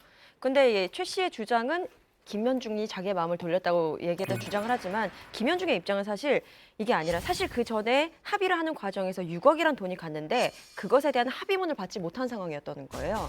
그런데 합의문을 받기 위해서 서로의 마음을 다치게 하지 말자라는 뭐 양측의 어떤 합의라든지 그런 뭐 교류가 있었고 그래서 근데 또 그때 최 씨가 굉장히 정신적인 스트레스가 많이 심했기 때문에 괜하게 건드리지 말고 어쨌든 여자의 상처를 준 남자로서의 어떤 도의적인 책임을 지자하면서 뭐 선물이라든지 가끔가다 안부 문자를 보내주면서 좀 안정을 취할 수 있도록 하고 또 그것의 방편으로 하나로 여행을 선택한 건데 그것 또한 이거는 김현중 측의 주장이에요. 가서 마지막으로 시간을 보내고 그 다음에 정말 이별을 하는 걸로 하자라고 서로 합의를 했다는 거죠. 이거는 김현중 씨의 주장입니다.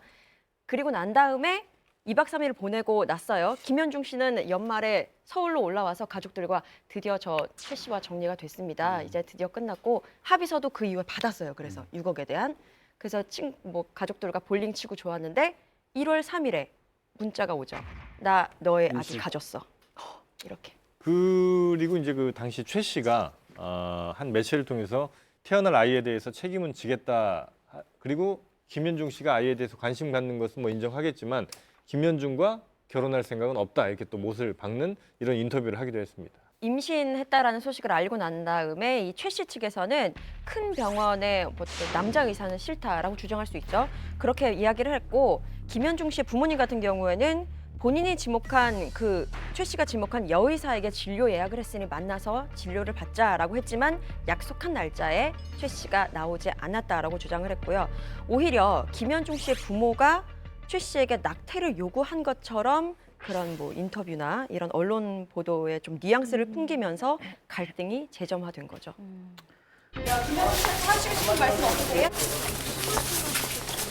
그러면 한 말씀 해주시고 들어가시는 게 나을 것 같은데. 저로서는 진실이 밝혀지고 전수께서 이제 아버지로서의 가슴을 보여주고 우린 반박해서 나온 게 아니고 아기 건강 상태나 또 그 산부의 건강 상태를 확인하고 싶은 겁니다.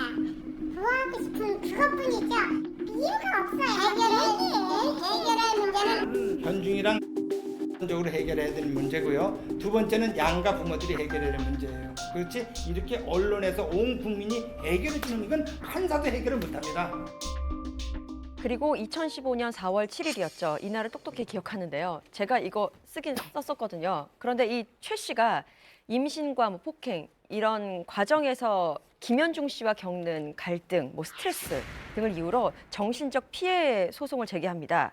무려 16억 원대의 소송을 제기하죠. 하지만 김현중 씨는 이 와중에 갈 곳이 있었습니다. 그 최 씨와의 갈등을 좀 매듭짓지 못하고 2015년 5월 12일 군입대를 하게 됩니다. 당시 군입대 했을 때 김현중 씨 표정이 정말 무너져 내리는 듯한 표정. 정말 그렇죠. 이 표정, 해결하지 않고 맞아요. 들어가야 되는 상황이죠. 그 표정이 되게 화제가 됐었어요. 여러분들은 어떻게 생각하시나요? 그 전 여자친구 최 씨의 16억 원 손해배상 청구 소송. 아니 뭐 금액이 위자료 금액이 아니네. 어마무시하네요. 16억 원. 제가 16억이면 네. 말도 안 나와. 보면요. 16억 원 중에 10억 원은 임신에 관한 정신적인 피해 보상입니다. 그리고 6억, 아까 전에 그 폭행물은 고소 사건이 있었을 때 6억에 합의가 됐다고 했잖아요. 그 6억 부분에 있어서 최 씨가 받은 6억 원을 김현중이 발설했다. 그렇기 때문에 이 부분도 위약금을 달라라고 해서 총 16억 원이 된 거예요. 아, 더블로 달라는 거예요? 그러니까 6억 받았는데 네. 또 달라? 6억에 하지 대한 말아야 위약금. 되니까. 사실 근데 그 위약금 부분도 최 씨의 주장, 김현중 씨의 주장은 다 달라요. 서로 먼저 네가 발설했잖아, 네가 발설했잖아 하기 때문에 이 부분에서도 또 논란이 비밀 유지 있어요. 각서에 대한 예, 위반. 비밀 유지 각서죠. 예. 이거는 김현중 씨의 재산을 알고 있어야지만 요구할 수 있는 금액인 것 어느 같아요. 정도 감안한 거예요. 물론 이제 이 여성의 입장에서는 그건 것 같아요. 그러니까 1억이나 뭐 2억 이거는 김현중에게 전혀 어떤 경제적 타격을 주지 못할 테니 내 이 분한 마음을 좀 달래려면 이 사람도 이 정도의 피해는 입어야 된다라고 생각해서 아마 16억 정도로 부른 것 같은데 전혀 이거는 금액을 어디서 산정한 건지 사실은 알 수가 없는 것 같아요. 고소는요. 어떠한 상황에서도 할 수 있습니다. 내가 정영진 씨가 기분 나빠서 저 사람 때문에 기분 나빠가지고 너무 진짜 심적으로 괴로움을 받고 있다. 10억 원의 손해배상 청구할 수 있습니다. 그리고 그거에 대한 걸 또 정영진 씨는 또 반소 하셔야 되고. 그러니까 뭐 고소에 대한 거는 뭐 하면은 어쩔 수 없이 받아들여야 될 수밖에 없는 현실인데 과연 10억에 6억에 대한 위약금 이게 이제 사실은 올바른 것인가, 금액에 대해서는 어떤 것인가, 이런 부분이 김현중 씨 입장에서는 참 많이 답답한 상황을 계속해서 겪고 있다라고 봐야 될 것 같습니다. 아니 근데 사실 지금 누가 민사를 봐도- 민사를 이렇게 세게 걸어버리면은 인지대도 꽤 나올 거거든요. 많이 나오죠. 근데 그런 것들이 사실은 이게 이제 1,000억을 걸어도 되긴 돼요. 근데 인지대가 꽤 비싸기 때문에. 근데 인지대가 10억 이상이면 아마 그 가격은 동일할 거다, 동일하는 걸로 알고 근데 있어요. 애초에 제가 봤을 땐 몇 억대를 걸었다는 것 자체는 아까 말했던 전략 전술적인 부분도 있겠지만은 아까 좀 얘기했듯이 상대에게 좀 타격을 주겠다라는 네. 것이 좀 아니, 강해 저는 보이는 건 사실이에요. 타격도 타격인데 이거 자체로가 메시지인 거죠. 그만큼 나에게는 이게 큰 일이고 나는 김현중한테 큰 피해를 입었다라고 말하고 싶을 때 10억을 걸었을 때와 1억을 걸었을 때 자신의 메시지가 어떻게 보이는지를 좀 더 신경 썼던 그런 배팅이 아니었을까 하는 생각은 들어요. 사실 김현중 씨 같은 경우 WS 501 이후에 가수로서나 또 뭐 꽃보다 남자 그게 뭐 간격시대 굉장히 핫한 그 코스를 걸어왔고 또 실제로 수익이 굉장히 많았기 때문에 사실 제 생각에는 조력자가 옆에 누군가가 있지 그렇죠. 않고서는 법률 자문가가. 16억 원이라는 16억이라는 손해배상 청구하기가 쉽지 않거든요. 어쨌든 여러 가지의 조력을 좀 받지 않았을까 싶어요. 근데 저는 이 임신에 관한 정신적 피해 보상이라는 게요. 자기가 임신을 하면서 몸에 겪은 그 스트레스를 말하는 건지 아니면 내가 임신을 했는데도 불구하고 나에게 준 스트레스를 얘기한 건지. 왜냐하면 제가 그 당시에 김현중 씨 여자친구가 거의 같은 시기에 임신을 해서 아이를 가졌거든요. 그렇기 때문에 저는 거의 저랑 같은 상황이면 약간 오는데 요 시기 때는 사실 아이가 이제 잉태가 돼서 약간 젤리곰 형태이기 때문에 모성애가 생길 만큼 아이가 뭐 태동을 준다든가 이 정도까지는 아니에요. 저는 또 물론 경산이지만 이 친구는 초산이란 말이에요. 그랬기 때문에 모성애에 의해서 내가 임신을 했는데 왜 나의 엄마가 되기 위한 그런 과정에 대해 스트레스 주냐 이렇게 주장하기는 조금 약한 부분이 있지 않나 생각이 들고 오히려 그냥 나를 믿어주지 않은 거에 대한 약간 뭐라 그러지? 배신감? 그것 때문에 이렇게 큰 금액을 요구한 게 아닌가라는 좀 생각이 조금 드네요. 그러니까 이제 이 부분이 중요한 건데 여자친구 최 씨라는 사람이 그러니까 임신으로 인한 갈등 상황에서 그 정신적 피해를 입었다. 여기에 대해서 이제 소송을 건 거잖아요. 근데 이 당시에 임신은 아이를 낳은 그 임신이 아니고 그 이전에 있었던 임신에 대해서 소송을 건 거거든요. 그러니까 그 이전에도 이미 김현중 씨 아이를 가진 적이 있다. 이렇게 이제 얘기를 할 수는 있는 것이죠. 아 그러니까 지금 현재 임신을 해서 낳은 아이가 아닌 네. 그 전에 네. 김현중 씨랑 임신을 한 적이 있다. 그렇죠. 그때 나는 정신적인 피해를 받았고 그때에 대한 손해배상 청구를 한 거다라는 내용의 소송이네요. 그 폭행 유산 관련 논란에 대해서는 정말 충격에 충격을 더합니다. 최 씨 측의 변호사를 통해서 최 씨가 김현중 씨하고 2년 동안 교제하는 동안 모두 5번의 임신을 했다. 네. 아 이건 너무 충격적이고 이해할 수 없는 어떤 그 일들이네요. 지금 현재 임신을 해서 낳은 아이가 아닌 네. 그 전에 네. 김현중 씨랑 임신을 한 적이 있다. 그렇죠. 그때 나는 정신적인 피해를 받았고 그때에 대한 손해배상 청구를 한 거다라는 내용의 소송이네요. 그렇죠. 그때 뭐 폭행으로 인해서 갖고 있던 아이가 유산이 됐다라고 하면 그 이후에도 폭행과 임신과 유산이 반복됐다. 그에 대한 손해배상을 이렇게 청구한다라고 해서 한 거예요. 단순한 폭행 사건이 주는 연예인에 대한 이미지 타격보다도 임산부 폭행 그럼 이건 심각하게 그렇죠. 느껴지잖아요. 그러다 보니까 그 부분을 노리었다고 해야 될까? 그 부분이 언급된 거는 아무래도 이미지 타격을 크게 주겠다라는 의지가 있었던 거죠. 어쨌든 그 폭행 유산 관련 논란에 대해서는 정말 충격에 충격을 더합니다. 최 씨 측의 변호사를 통해서 최 씨가 김현중 씨하고 2년 동안 교제하는 동안 모두 5번의 임신을 했다. 최 씨가 주장한 거에 따르면 임신과 중절 수술 리스트가 이렇습니다.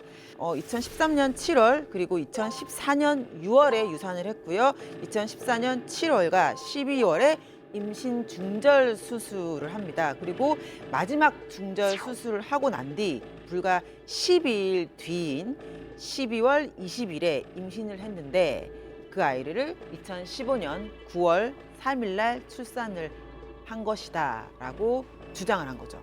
이거는 다 최 씨 측의 주장입니다. 네. 이건 너무 정말 충격적이고 이해할 수 없는 어떤 그 일들이네요. 드라마였으면 좋겠다라는 생각이 드네요. 네, 그렇습니다. 뭐 이런 기사를 저희 쓰면서도 사실 뭐 믿기지도 않고 너무 복잡했어요. 정말 이게 사실인가라고 생각이 들 정도로. 근데 알고 보니 폭행 사건이 있을 당시에는 최 씨가 임신을 하지 않은 상태였고요. 원래 최 씨 측은 2014년 5월 임신 여부에 대한 증거 자료로 무월경 사주 진단서를 증거 자료로 제출한 바 있는데요. 하지만 임신과 유산에 있어서는 그동안 진료받은 병원 기록서를 제출하지 않았습니다. 이 무월경 사주 진단서라는 거는 본인이 제가 4주 동안 무월경이었습니다라고 말을 하는 그런 진술을 바탕으로 병원에서 써주는 것이지 이것이 임신이라는 진단서는 될 수 없다라고 이야기를 했죠. 그래서 이 김현중 씨 측이 오히려 우리가 나서야겠다 해서 이 최 씨가 다닌 것으로 알려진 5곳의 산부인과를 찾아서 사실 조회를 신청을 합니다. 받아보니 이 최 씨의 임신과 유산 사실을 증명한 곳이 없었다는 거죠. 뿐만 아니라 또 다른 사실이 밝혀지게 되는데요.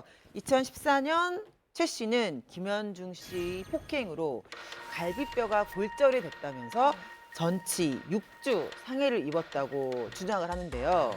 알고 보니 최 씨가 헬스 기구에 스스로 부딪혔다고 병원에 말한 사실이 드러났던 것이고요. 당시 해당 병원에 진단서를 좀 발급해달라라고 요구를 했던 적이 드러나게 됩니다. 당시 병원에서는 그 요구를 거부를 한 것으로 알려졌고요. 한마디로 말해서 최 씨가 김현중 씨에게 뒤집어 씌우려고 했던 거죠. 저는 좀 이해가 안 가는 게 어차피 거짓말을 하게 되면 뭐 언젠가는 들통이 날 수도 있고 또 그렇게 되면 본인도 굉장히 또 비난을 받을 걸 알았을 텐데 왜 그 여자친구인 최 씨가 거짓말을 했을까요?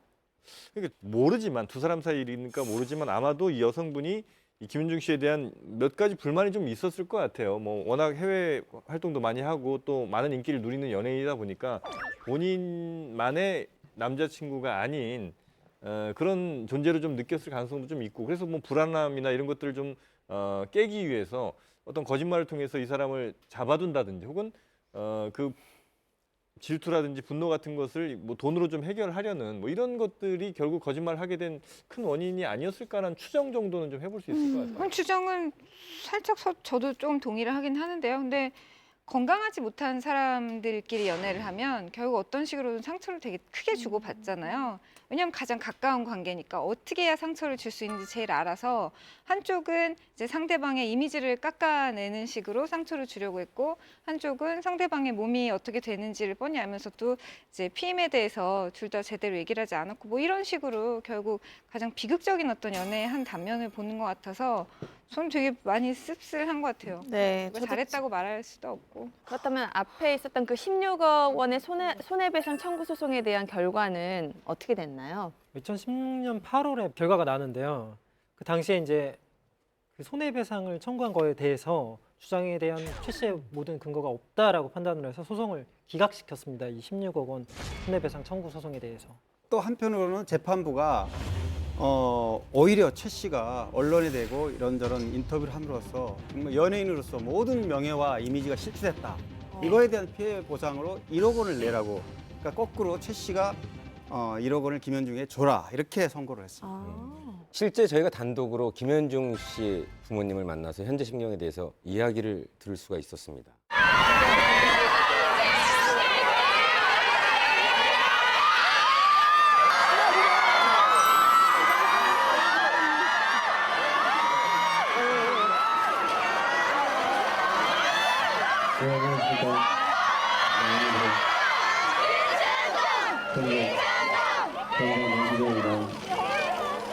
고자주의입니다. 인생의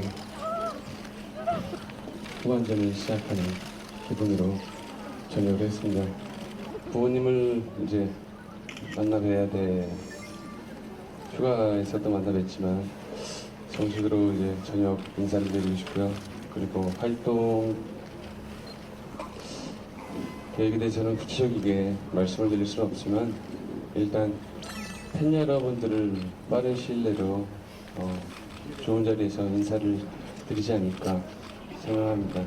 추운 날 와주셔서 감사드린다고 말씀드리겠습니다. 감사합니다.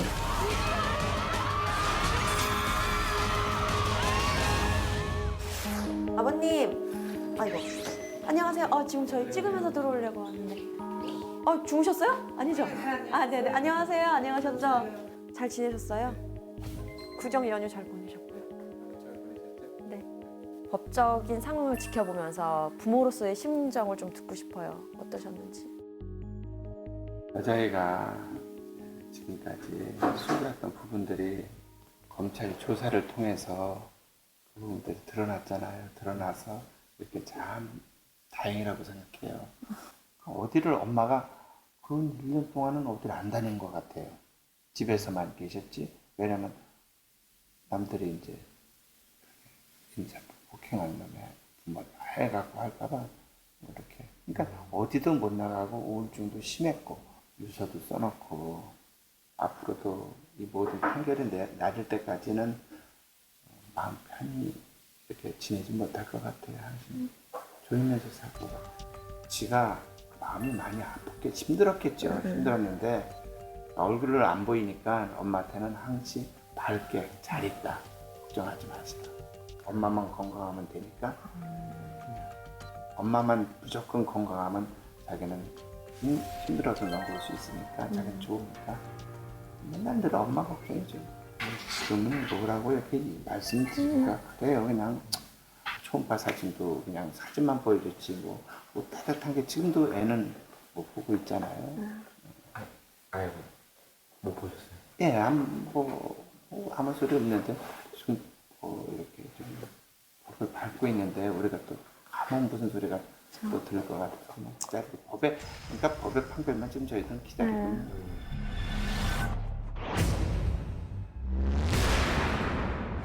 제가 기억에 남는 말씀은 사실 김현중 씨 아버지를 인터뷰를 했지만 끝나고 어머니랑도 함께 이야기를 많이 했었거든요. 근데 어머니가 계속 눈물을 흘리시면서 하시는 말씀이 이게 모든 게 깨끗하게 밝혀졌으면 좋겠다. 근데 깨끗하다고 해서 상대방을 흠집을 내고 상대방의 잘못이 다 드러나고 우리 억울함만 풀리는 것이 아니라 내 자식 김현중의 잘못된 점도 낱낱이 밝혀져서 정말 모든 것을 다 드러내고 다시 새로 시작하는 것이 진짜 깨끗하게 해결되는 것이지 나는 뭐 상대방의 판멸을 원하거나 내 자식만 잘 되고 이런 거를 절대로 원하는 것이 아니다라고 이야기를 했어서 조금 더 진정성 있게 와닿던 것 같아요.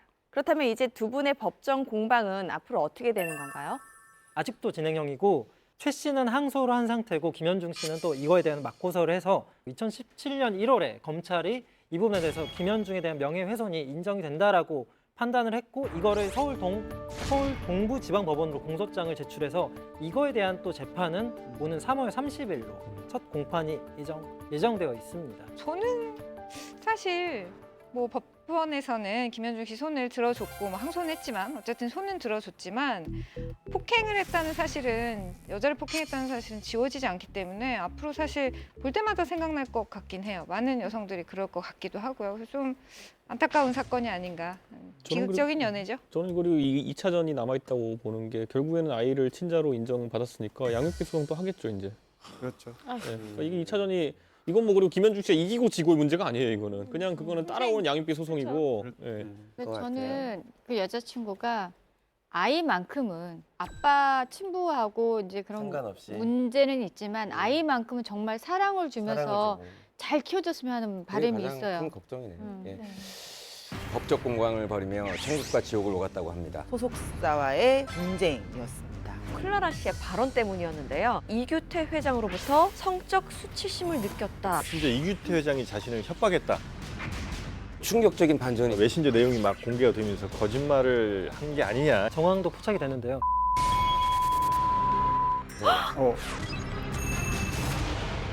이번 부문의 주인공 또한 법적 공방을 벌이며 천국과 지옥을 오갔다고 합니다. 바로 방송인 클라라 씨입니다. 일명 레깅스식으로 섹시스타 반열에 오른 분이죠. 광고 모델, 가수, 배우로 다방면으로 활동을 하고 있고요. 최근에는 중국 영화 정성이죠. 현지 박스 오피스 1위에 오르면서 긍정적인 컴백을 예고했습니다. 네, 근데 얼마 전까지만 해도 클라라 씨를 좀 방송에서 보기가 힘들었어요. 어떤 이유 때문인가요? 그렇습니다. 뭐 한때는 연예계 컴백이 이제 좀 힘들지 않냐라는 얘기까지 나올 정도로 좀 큰 사건에 연루됐었는데요. 그 이유가 바로 소속사와의 분쟁이었습니다. 네, 클라라는 2014년에 그 일광 폴라리스라는 기획사와 계약을 하게 됩니다. 그래서 클라라의 주장이긴 하지만 계약을 하고 보니 폴라리스 쪽에서는 기존의 해외 에이전시 계약이라든지 이런 거를 전부 좀 그만둬라. 그 전 소속사에 발생된 3억 원의 위약금이라는 게 발생을 합니다. 이것도 물어주기로 이제 하고 폴라리스 하나도 지키지 않았다. 이런 주장을 하게 됩니다. 네. 여기에 이규태 회장은 클라라 씨를 협박죄로 맞고소를 하는데요. 사실 여기까지는 그렇게 크게 부각은 되지 않았었어요. 그런데 양측의 분쟁이 커진 건 바로 클라라 씨의 발언 때문이었는데요. 바로 클라라 씨가 이 무효 소송을 제기를 하면서 소속사 이규태 회장으로부터 성적 수치심을 느꼈다라는 발언 때문이었습니다. 이규태 회장이 클라라 씨에게 보낸 문자 내용에 이런 게 있었대요. 나는 결혼을 했지만 여자친구가 있다. 너는 너와의 만남은 다른 연예인과 다르게 신선하고 설렜다. 내일 좋은 만남이 되자. 등의 이런 발언으로 성적 수치심을 유발했다고 해요. 심지어 이규태 회장이 자신을 협박했다 이런 폭로도 이제 함께 했습니다. 그 계약 이행 문제를 놓고 기획사와 좀 갈등을 빚으니까 이건 이제 클라라 씨 주장인데 이규태 회장이 너한텐 무서운 얘기다만 한순간에 목을 따서 보내버릴 수가 있다 이런 말까지 했다고 클라라 씨가 주장을 했죠. 거기까지만 보면 사실 이규태 회장이 정말 협박하고 클라라 씨 궁지를 몰았 걸로 했는데 사실 SNS로 주고받은 문자 메시지 내용을 보면 그 내용을 보면 클라라가 이규태 회장한테 보낸 예를 들면 사진이라든가 멘트 여러 가지 좀 적극적으로 이렇게 하는 듯한 그런 멘트가 공개가 되면서 사실과 다르다 이런 걸 알게 됩니다. 당시 공개된 대화를 좀 보면요. 클라라 씨가 먼저 이규태 회장에게 굿모닝이라는 메시지를 보냅니다. 그리고 뒤이어 자신이 찍은 조금 노출 화보를 사진을 한 장 또 동시에 보냅니다. 심지어 클라라 씨 사진을 보고 이규태 회장이 매혹적이다라고 반응을 하자 클라라 씨가 눈이 정확하시다. 알아봐줘서 고맙다라는 멘트를 하게 됩니다. 이른바 메신저 내용이 막 공개가 되면서 클라라 씨가 좀 거짓말을 한 게 아니냐 이제 이런 얘기들이 계속해서 누리꾼들 사이에서도 의혹으로 좀 제기가 됐는데 심지어 이제 과거 여러 방송들에서 클라라 씨가 예전에 했던 말과 그 뒤에 했던 말이 너무나 다른 상반된 말들을 많이 좀 했거든요. 많았죠. 이런 것들을 이제 막 네티즌들이 찾아서 이거 클라라 좀 거짓말쟁이 아니냐 이제 이런 비판을 하기도 했었습니다. 사실 뭐 여러 번 논란이 있긴 했었다고 해요. 치맥 안 좋아합니다라고 한쪽에서는 얘기하고 한쪽에서는 치맥과 응원을 즐깁니다 이렇게 얘기했고 한쪽에서는 뭐 연예인이랑 사귄 적이 없어요 이래놓고 또 톱스타와 열애설을 또 한쪽에서는 풀어놓고 이게 사실 헷갈릴 만한 소재가 아니잖아요. 자기 자신에 대한 얘기인데 이런 것도 헷갈리고 말이 바뀔 정도면 이런 사안에 대한 진실성은 어떻게 믿을 수 있느냐 뭐 이런 의견들이 많았죠. 이게 제가 클라라 씨 만난 적이 있어요. 그래서 물어봤어요. 치맥을 먹냐라고 물어봤어요. 물어보니까 이제 그 멘트를 했을 때 왜 우리가 다이어트 할 때는 좀 치맥을 안 먹잖아요. 이제 그럴 때 질문하면 나는 치맥을 먹지 않는다라고 뭐 얘기할 수도 있고 이제 좀 체중 감량이 되고 좀 했을 때는 또 먹을 수도 있지 않냐 뭐 이런 얘기를 하더라고요. 제가 볼 때는 그런 것 같아요. 그러니까 클라라 씨가 굉장히 이제 훌륭한 국제적 자본을 갖고 있는데 안 떴단 말이죠. 그러니까 무명 시절이 그래도 꽤 있었잖아요. 그러다 보니까 방송에서 어떻게 해야 살아남는다는 것을 좀 몸으로 체득한 게 아닌가. 그래서 방송에 적합한 혹은 방송에서 화제가 될 만한 그래서 관심을 받을 만한 얘기가 뭔가를 이렇게 얘기해야 내 얼굴이 한 번 더 비춰지고 한 번 더 노출이 된다는 거를 좀 동물적으로 습득한 게 아닌가 그런 생각이 좀 근데 들더라고요. 이게 사실 문제가 안 될 수도 있었는데 클라라가 이제 거짓말한다 의혹이 있다 보니까 사람들이 자꾸 예전과하고 이렇게 비교를 하게 이에 대해서 클라라 씨는 어떤 반응을 보였나요? 대화가 이렇게 공개가 되니까 클라라 씨는 해당 메시지, 그 카톡이나 뭐 SNS 메시지가 악의적으로 편집됐다면서 그 다른 증거들을 나열하면서 또 보여주기 시작하는데요.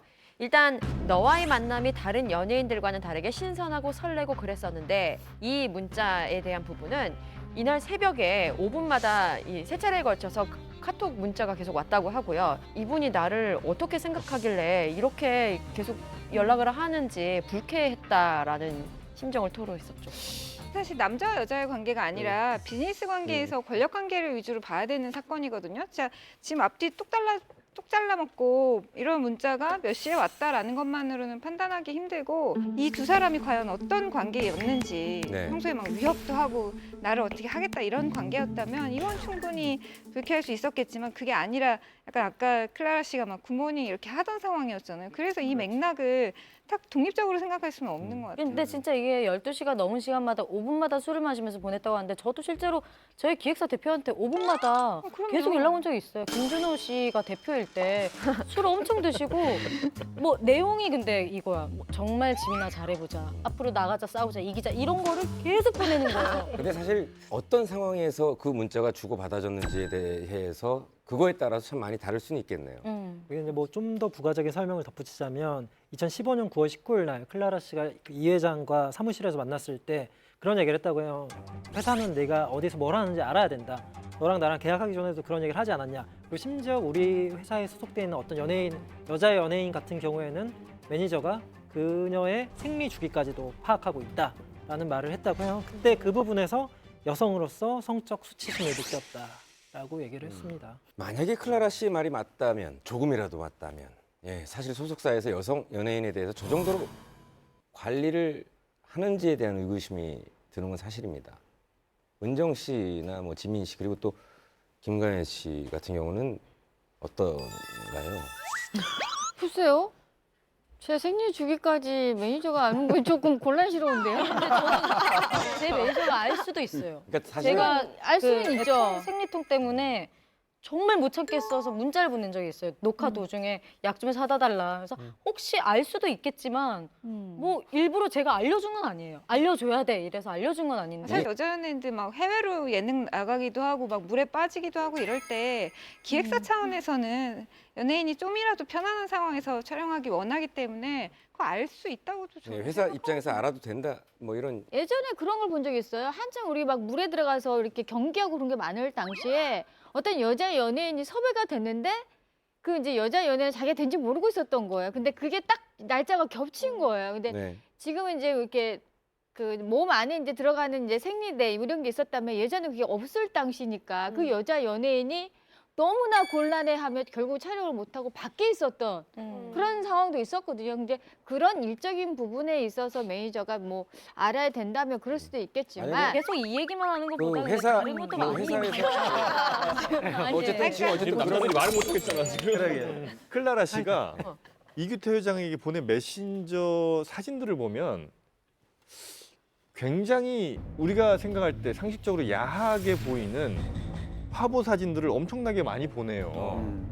그러면 이규태 회장이 말을 할 때도 뭐 했습니까? 했어요라고 하기보다는 그냥 말 좀 편하게 할 수도 있었을 것 같고 그러다 보니까 조금 더 뭐 내밀한 얘기도 더 나눴을 수 있을 것 같아요. 근데 그거 가지고 클라라 씨가 나중에 이렇게 문제를 삼은 거는 저는 좀 클라라 씨 책임이 더 크지 않나 하는 생각이 그러니까 지금 거기에 조금 더 붙인다면 이제 클라라가 이제 이 폴라리스의 이제 계약 해지를 하기 위한 어떤 방편으로 이걸 삼았을 가능성이 있다고 봅니다. 왜 그러냐면 새벽에 문자가 주고받았느니 이런 부분은 사실 클라라가 해외에서 촬영 중일 때 서울은 뭐 이제 저녁 시간이고 그래서 시차 때문에 그러면 새벽일 수도 있고 그 부분은 문제가 되지 않는다고 보고요. 그래요. 어쨌든 주고받은 내용만 보면 굉장히 두 사람 친근하다 대화 내용 자체가. 그래서 뭐 예를 들면은 굉장히 두 사람 나이 차가 많이 나잖아요. 그런데 뭐 너는 다른 연예인과 달리 예를 들면 신선하게 와닿는 내 마음이 설렌다라든지 이런 말은 좀 부적절했고 이런 여러 가지 정황으로 봤을 때 어쨌든 두 사람 다 좀 문제가 있었다 보여집니다. 그러면은 그 이후에 클라라 씨와 그 폴라리스의 분쟁은 어떻게 됐나요? 아무튼 이게 불거지고 나서 양측이 정말 치열하게 법정 공방을 벌였고요. 그런데 이제 클라라는 무혐의 처분을 받았습니다. 그 부분에 대해서. 그리고 무혐의 처분 받은 클라라 역시 2015년 9월에 이규태 회장한테 그 냈던 소송도 다 취하를 하게 됩니다. 그래서 이제 폴라리스 쪽도 서로 취하를 한 마당에 전속 계약을 하기 위해서 그런 갈등이 생겼잖아요. 그래서 전속 계약 해지가 오래된 소송으로 마음고생이 많았을 것 같은 클라라 씨. 앞으로 방송에서 이제 이런 일 없이 멋진 방송인으로 많은 활동 모습을 보여주시길 바랍니다. 오늘 풍문쇼에서는 연예인 사건 사고 어글과 진실 사이라는 주제로 함께 이야기해봤습니다.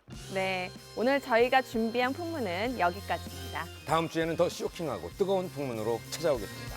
여러분 감사합니다. 감사합니다. 감사합니다. 고생하셨습니다. 수고하셨습니다.